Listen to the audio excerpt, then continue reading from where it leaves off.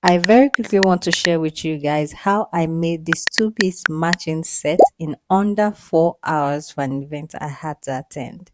Well, if you are not following me on my social media, you probably missed the gist because I already shared this on my TikTok and Instagram. So go ahead to the link in my description to follow on TikTok and Instagram. The fact that there's over 100 of you guys on here now with me feels so unreal because I remember the very first day I started this channel with 0 subscribers. Thank you guys so much for always clocking in. So I am going to be creating more content for sure. And I am trying to see how I can work with a 3 videos per week schedule. And if this is your first time coming across my videos, please subscribe and take this as my pitch to be your new bestie. Like I said earlier, I started this channel at 0 subscribers. So every single one of you who subscribes means that I can continue to do what I love and good at.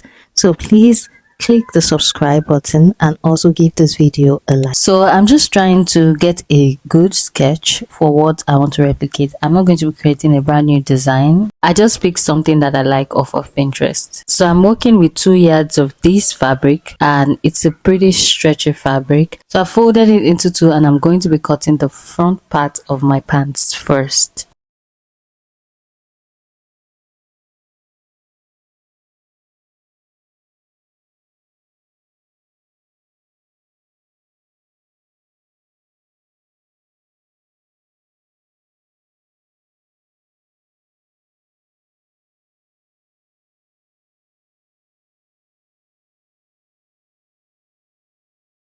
So at this point, I've marked my measurement on the fabric and I'm just going to cut.